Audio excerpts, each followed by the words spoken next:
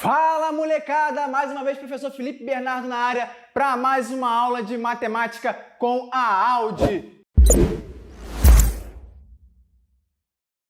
Então, mais uma vez, vamos recapitular aí o que a gente já viu até agora com função quadrática, tá ok? Hoje a gente vai ver a parte de estudo de sinal, beleza, galera? Então pega seu material aí, vamos continuar com essa matéria, vamos continuar firme e forte que a gente vai chegar lá, beleza? Então vamos lá, galera. O que é o estudo de sinal, tá legal? A função quadrática, ela vai trazer pra gente algumas partes positivas, algumas partes negativas e algumas partes nulas. Quais serão essas partes apontando para o gráfico, tá legal? Então vamos olhar aqui, galera. Primeiro aqui, vocês já repararam que nós temos um monte de gráfico aqui, um monte. Então o que tem aqui? Você vai ter aqui uma função de parábola para cima e parábola para baixo, tocando em dois eixos do x e tocando em dois pontos do x. Aqui você tem um gráfico de parábola voltada para cima e apenas um toque no x. Parábola voltada para baixo e apenas um toque no x. Aqui, parábola voltada para cima, nenhum toque no x.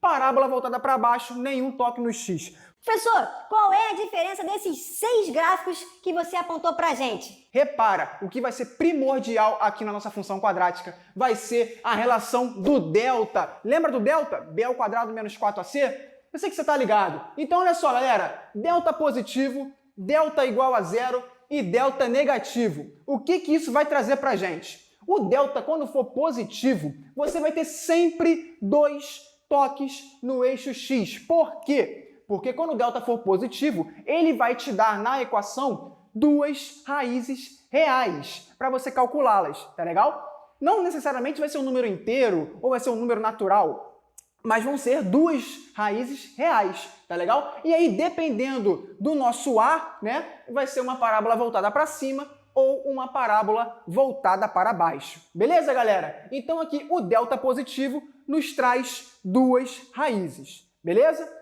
O delta igual a zero. Por que o delta igual a zero só tem aqui um toque no x? Porque com delta igual a zero, você tem apenas uma... Na verdade, não é porque você tem uma raiz. O pessoal até confunde isso. Você tem duas raízes. Só que as duas são iguais. Mas, professor, duas raízes, duas iguais, por quê? Lembre-se, você está falando sobre uma função quadrática, uma função do segundo grau. Então, obrigatoriamente, ela tem que te trazer duas respostas, tá legal? Então, não vai ser apenas uma única resposta nesse ponto. São duas respostas, só que as duas no mesmo ponto, beleza? Então, com delta igual a zero, quando você lá jogar para a sua equação, menos b mais ou menos raiz de delta, só que esse raiz de delta vai ser zero. Então, você exclui isso daqui, você fica com duas raízes iguais de menos b sobre 2a. Tá legal, galera? Então, delta igual a zero vai ter aqui um toque no eixo x, beleza? Quando o A for positivo, parábola voltada para cima. E um toque no eixo x quando for parábola voltada para baixo. Beleza, galera?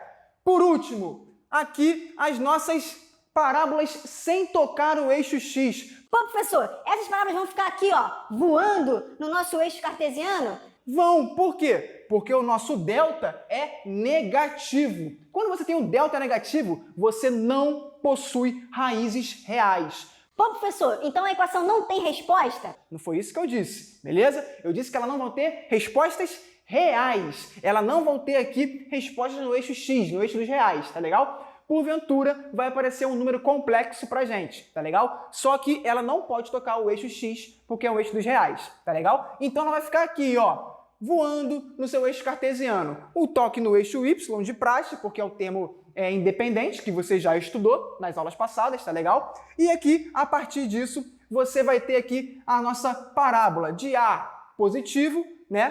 Parábola voltada para cima. A negativo, parábola voltada para baixo, mas em ambos os casos ela não pode tocar o eixo x, tá legal? Professor, e onde entra o estudo de sinal nisso? Simples, ela tem algumas regrinhas. Você pode ver aqui, ó, que nesse primeiro caso você vai ter aqui o nosso valores positivos depois das raízes e antes das raízes, tá legal? Antes da primeira raiz, você tem valores positivos. Entre a primeira raiz e a segunda raiz, você tem valores negativos. E após a segunda raiz, apenas valores positivos. Tá legal?